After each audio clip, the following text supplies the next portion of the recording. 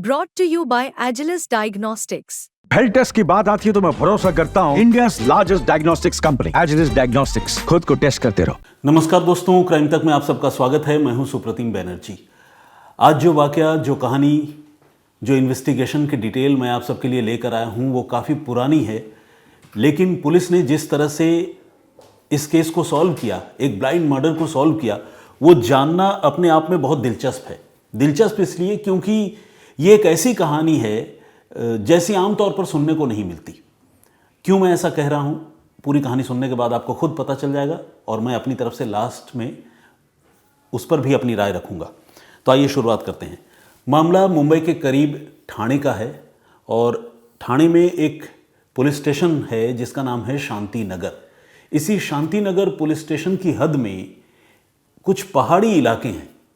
इन पहाड़ी इलाकों में लोगों की नज़र एक ऐसी बोरी पर पड़ती है जिसके आसपास कुछ मक्खियाँ भिनभिना रही थी और कुछ खून जैसी चीज़ पड़ी हुई थी। तो देखने पर लोगों को शक होता है और लोग पुलिस को फ़ौरन फ़ोन करते हैं। ये तारीख है 4 अक्टूबर 2011 की, यानी आज से कई साल पुरानी बात। दशक भर तो हो ही गए, उससे ज़्यादा ही हो गए। तो खैर, पुलिस को जब खबर मिलती है, पुलिस मौके पर पहुंचती है और इस बोरी को खोला जाता है। बोरी को खोलने पर जिस बात का डर था वही होता है। बोरी के अंदर से 2 इंसानी टांगें मिलती हैं। टांगें जो है किसी मेल की थी, यानी पुरुष की, और कटे हुए टांगों को देखकर लगता था कि शायद किसी नौजवान की टांगें हैं। अब बोरी में टांगे मिलें तो आप समझ सकते हैं कि मामला नॉर्मल डेथ का तो हो ही नहीं सकता, मर्डर का ही मामला है और 100% डेड बॉडी को डिस्पोज ऑफ करने के लिए और सबूत मिटाने के लिए कातिलों ने इस तरह की हरकत की थी। तो पुलिस फौरन इस सिलसिले में एक एफआईआर रजिस्टर करती है और एफआईआर रजिस्टर करने से पहले जब टांगे पुलिस बरामद करती है तो पुलिस आसपास के इलाकों में सर्च ऑपरेशन नए सिरे से शुरू करती है और देखती है कि आसपास के इलाकों में क्या कोई और बॉडी पार्ट पड़ा हुआ है या नहीं।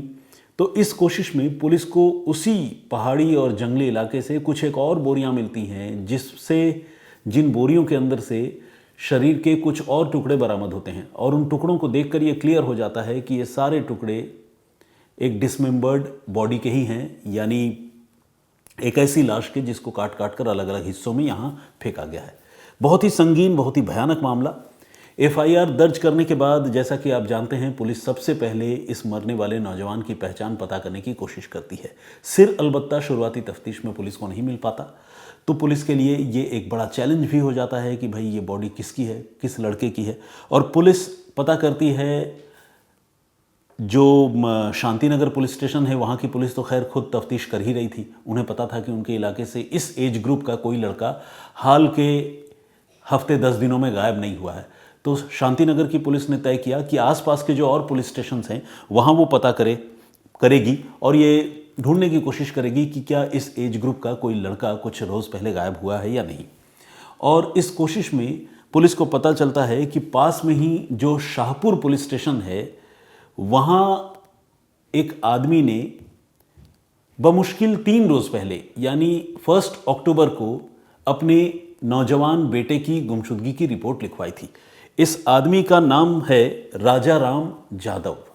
राजा राम जाधव ने अपनी रिपोर्ट में यह बताया था कि उनका 23 साल का बेटा शिवाजी जाधव वो 1 अक्टूबर से रहस्यमय तरीके से गायब हो गया है। कहाँ गया, आखिरी बार उसकी किससे मुलाकात हुई, कुछ पता नहीं चल रहा। उसका मोबाइल फ़ोन भी स्विच ऑफ है। तो जब ये एफआईआर जब पुलिस को पता चली, शांतिनगर की पुलिस को, तो शांतिनगर पुलिस ने जाधव परिवार को इन टुकड़ों में बटे लाश को देखने के लिए बुलाया मॉर्चरी में, और घर वाले बहुत हिम्मत करके वहाँ पहुँचे।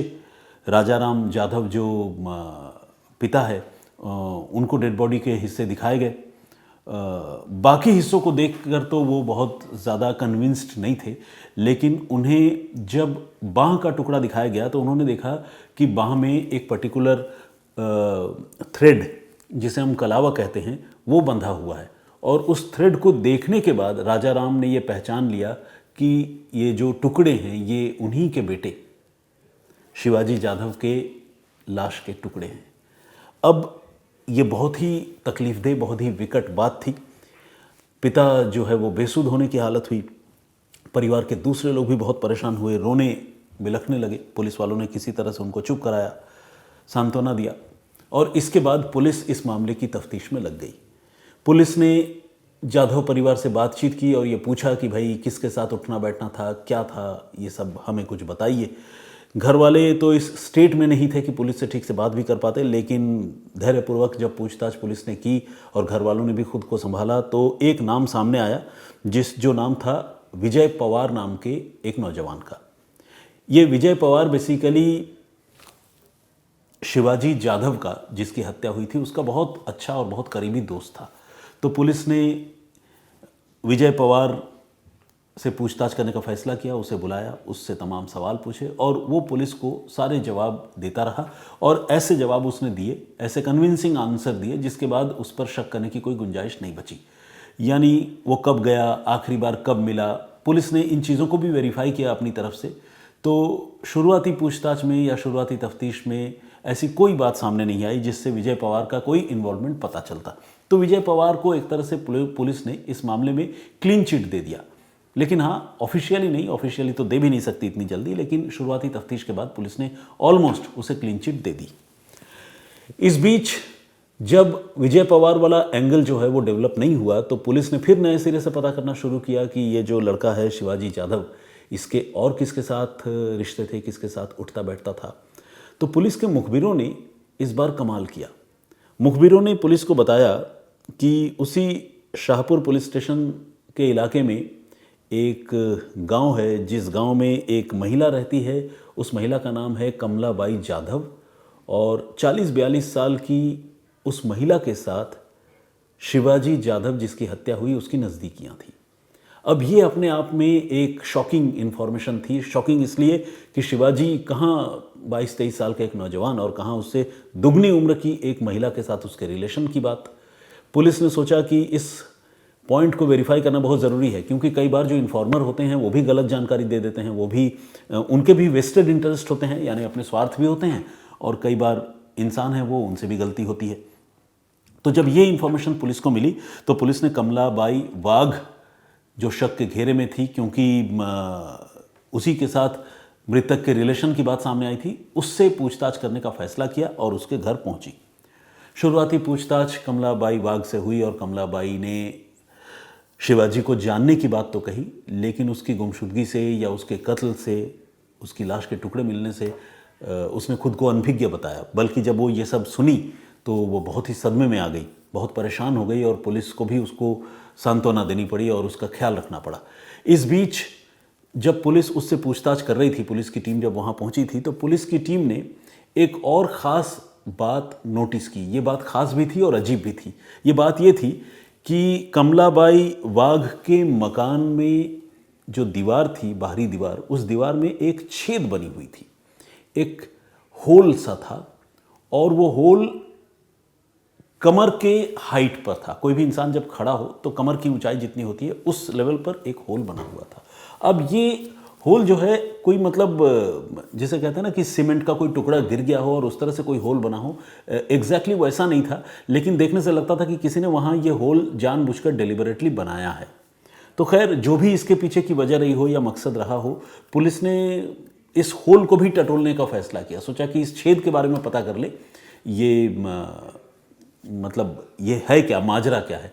तो पुलिस के कुछ ऑफिसर्स ने उस छेद से कमलाबाई वाघ के मकान के अंदर झांकने की कोशिश की और जब उन्होंने उस छेद से झांका तो पुलिस ये देखकर हैरत में पड़ गई कि उस छेद की जो लोकेशन थी वो इतनी पर्टिकुलर थी, इतनी जैसे कहते हैं ना कि प्रिसाइज थी, सटीक थी कि झांकने से मकान के अंदर का पूरा मंजर जो है, पूरा व्यू नजर आ रहा था। आमतौर पर आपने देखा होगा ना, जैसे पिन होल कहते हैं या की होल कहते हैं। आमतौर पर जो दरवाज़ों में ताले लगे होते हैं उसके की होल से अगर आप किसी के घर, मतलब अपने घर, किसी के घर झांकना तो ठीक नहीं है, लेकिन जब कोई झांकता है तो अंदर का व्यू जो है वो नज़र आता है। तो इसके लिए इंग्लिश में एक वर्ड भी है, पीपिंग टॉम कहते हैं, जो झांकता है। झांकने वाले लोग वो शरारती किस्म के होते हैं, तो इसलिए ये टर्मिनोलॉजी भी है। तो खैर पुलिस ने देखा कि उस होल से कमलाबाई के मकान का पूरा मंजर जो है वो नज़र आता है। लेकिन इस होल का क्या कनेक्शन हो सकता है, ये पुलिस को उस वक्त तो समझ में नहीं आया, लेकिन पुलिस को ये लग ही रहा था कि इस होल का कमलाबाई के जीवन से कुछ ना कुछ लेना देना ज़रूर है, क्योंकि कमलाबाई जिस तरह की महिला है, 40-42 साल की, और नौजवान लड़के से उसके संबंध हैं, वो अपने आप में उस पर एक बड़ा सवालिया निशान खड़े करता है। इस बीच जब पुलिस की तफ्तीश आगे बढ़ी तो ये पता चला कि कमलाबाई की 2 शादियाँ हुई हैं और उसे कम से कम 6-7 बच्चे भी हैं। मगर हैरानी इस बात की थी कि दोनों पति जो है वो कमलाबाई को छोड़कर चले गए हैं और बच्चे भी छोड़कर चले गए हैं। कमलाबाई अकेली रहती है। वजह जानते हैं क्या है? वजह पुलिस को तफ्तीश में ये पता चली कि चूंकि कमलाबाई खुद से कम उम्र के लड़कों के साथ काफ़ी दोस्ती रखती है और नज़दीकी ताल्लुकात रखती है, तो इसलिए दोनों पति और बच्चे कमलाबाई को छोड़कर चले गए। ये अपने आप में कमलाबाई के पूरे शख्सियत पर, मैं कहूँगा, या पूरा शख्सियत तो बहुत पॉजिटिव वर्ड है, मतलब कमलाबाई के पूरे किरदार पर एक बहुत बड़ा सवालिया निशान था। और पुलिस को लगने लगा कि कमलाबाई के बारे में और ज़्यादा जानकारी जुटाना बहुत ज़रूरी है। लेकिन कोई बहुत खुलकर कमलाबाई के बारे में बताने के लिए तैयार भी नहीं था, क्योंकि आप समझते हैं कि लोग इस तरह के मामलों में ज़्यादा बोलते भी नहीं हैं। तो खैर पुलिस की टीम पहली पूछताछ के बाद और वो होल डिस्कवर करने के बाद, कमलाबाई के बारे में जानकारी जुटाने के बाद वापस चली आई। लेकिन बाद में पुलिस की टीम सादे कपड़ों में उस गांव में फिर से गई और अलग अलग लोग गए, अलग अलग टाइम पर गए, जिसे देखकर ये अंदाज़ा लगाना मुश्किल हो जाए कि ये लोग पुलिस के हैं, क्योंकि पुलिस अपनी पहचान जो है वो जाहिर नहीं करना चाहती थी। पुलिस उस गांव में गई, उस गांव के बच्चों से मिली, बुज़ुर्गों से मिली, किसी काम से आने का बहाना किया, चाय पानी का दौर चला। इस बीच गांव में कुछ बच्चे खेल रहे थे, उनके साथ भी पुलिस वालों ने बातचीत की। और इस बातचीत में पुलिस को एक छोटी सी बच्ची मिली जिसकी उम्र महज 8 साल की थी। इस 8 साल की बच्ची के साथ पुलिस वालों ने काफ़ी दोस्ती बनाई और उसको कुछ जोक्स सुनाए, कुछ चॉकलेट्स वगैरह खाने के लिए दिए और उसके साथ एक अच्छी बॉन्डिंग पुलिस वालों ने क्रिएट की। अब ये बच्ची जो है काफ़ी टॉकेटिव भी थी, मतलब जिसे थोड़ी मतलब बोलने वाली बच्ची थी, एक शांत रहने वाली बच्ची नहीं थी। तो पुलिस को लगा कि इससे पूछताछ करके कुछ और जानकारी, मतलब ऑफिशियली तो नहीं, मतलब ऐसे ही बातचीत करके कुछ और जानकारी कमलाबाई और गांव वालों के बारे में जुटाई जा सकती है। तो पुलिस की ये कोशिश रंग लाई। 8 साल की बच्ची जो है, जब वो पुलिस वालों से खुल गई अनजाने में, क्योंकि सादे कपड़ों में पुलिस वाले थे, दोस्त बनकर मिल रहे थे, तो उसने बहुत ही शॉकिंग, बहुत ही अजीब बात बताई। उसने पुलिस को ये बताया कि कमलाबाई के मकान के दीवार पर वो जो छेद है, उस छेद से उसने अब से कुछ रोज़ पहले एक कत्ल को होते हुए देखा है। एक लड़के का कत्ल कुछ लोग कमलाबाई के घर के अंदर कर रहे थे और सिर्फ कत्ल ही नहीं किया, बल्कि कत्ल के बाद उन लोगों ने उस लाश के टुकड़े भी किए उस लड़के के, और ये भी उसने डरते डरते उसी होल से, उसी छेद से कमलाबाई के मकान के अंदर देखा था। अब एक छोटी सी बच्ची, मासूम बच्ची, जिसका इस मामले में कोई इन्वॉल्वमेंट, कोई लेना देना, कोई वेस्टेड इंटरेस्ट ना हो, वो अगर इस तरह की बात कहे तो पुलिस के लिए इस मामले को वेरीफाई करना बहुत ज़्यादा ज़रूरी हो जाता है। और जिस तरह से ये लड़का गायब था और लाश मिली थी शिवाजी जाधव की, तो इसीलिए पुलिस को कमलाबाई वाघ के बारे में और ज़्यादा पता करना अब ज़रूरी हो गया। अब बच्ची ने भी एक नया खुलासा कर दिया। इसके बाद पुलिस ने कमलाबाई पर थोड़ी सख्ती की, उस पर शिकंजा कसा और फिर फाइनली वो टूट गई। और टूटने के बाद एक एक करके कमलाबाई समेत कुल 4 लोगों को इस मामले में पुलिस ने गिरफ्तार किया। इसमें एक का नाम है फारूक खान, एक का नाम है लालू भैया, और एक है वो शख्स जिसके बारे में खुद शिवाजी जाधव के घर वाले भी नहीं सोच सकते हैं, और वो शख्स है शिवाजी का बेस्ट फ्रेंड विजय पवार। विजय पवार को भी पुलिस ने अरेस्ट किया। विजय के बारे में जब जाधव परिवार ने सुना तो उनको बड़ा झटका लगा। उनको लगा कि अरे विजय तो बेस्ट फ्रेंड था और पुलिस ने पहले उससे पूछताछ भी की थी, ये मामला क्या है। तो जब पुलिस ने इन्वेस्टिगेशन की और इन लोगों को गिरफ्तार किया तो जो कहानी सामने आई वो कुछ यूँ है। विजय पवार खुद शादीशुदा था और शादीशुदा होने के बावजूद वो भी कमलाबाई वाघ के रिलेशन में था, मतलब उसके साथ रिलेशन में था, उसके रिलेशन में, माफ़ कीजिएगा, उसके साथ रिलेशनशिप में था, और आप कह सकते हैं इलिसिट रिलेशन में था। और उसे ये पता था कि उसका जो बहुत क्लोज फ्रेंड है शिवाजी, जो 20-22 साल का 22-23 साल का नौजवान है, वो भी कमलाबाई के काफ़ी करीब है। अब यहाँ एक जेलसी की भावना थी, एक जलन की भावना थी, और इसी भावना के चलते विजय पवार जो है वो अपने ही दोस्त शिवाजी जाधव से बहुत चिढ़ता था, नाराज़ था। लेकिन वो उसकी अकेले जान नहीं ले सकता था। उसे इस काम को करने के लिए कमलाबाई को भी गुड फेथ में लेना था, भरोसे में लेना था, क्योंकि उसे लगता था कि शायद राज खुल भी सकता है, और हो सकता है अकेले हत्या करना इतना आसान भी ना हो। तो दिमाग लगाया उसने, और दिमाग लगाकर उसने अपनी जो गर्लफ्रेंड है कमलाबाई, उसको रुपए पैसों का झांसा दिया। कहा कि तुम्हारा मकान कच्चा है, इतने पैसे दे देंगे कि तुम्हारा मकान पक्का हो जाएगा, तुम लाइफ में सेटल हो जाओगी, और हमें इसका कत्ल करना है शिवाजी जाधव का। वो तैयार हो गई। इसके बाद एक पर्टिकुलर डे पर 1 अक्टूबर को कमलाबाई ने साजिश के तहत शिवाजी को अपने घर में बुलाया और ये कहा कि मैं अकेली हूँ, मिलने आ जाओ। वो चला आया। वहाँ विजय पवार ऑलरेडी मौजूद था, और इसके अलावा फारूक और लालू भैया नाम के 2 हिंचमैन यानी 2 सुपारी किलर्स भी मौजूद थे। इन चारों ने मिलकर पहले तो 1 अक्टूबर को शिवाजी जाधव की हत्या की, और हत्या करने के बाद उसी मकान के अंदर उसकी लाश के टुकड़े भी किए। और कुदरत का खेल देखिए कि ये सब कुछ एक 8 साल की छोटी सी बच्ची मकान के दीवार में बने एक छोटे से छेद से झांक कर देख रही थी। वो कौतूहलवश जो है वो आउट ऑफ क्यूरियोसिटी, जिज्ञासावश इस मकान में बने छेद, दीवार में बने छेद से अंदर झांक रही थी। लेकिन जब उसने ये सारा मंजर देखा तो वो बहुत घबरा गई और चुप रह गई। उसने किसी से इसके बारे में कुछ कहा नहीं।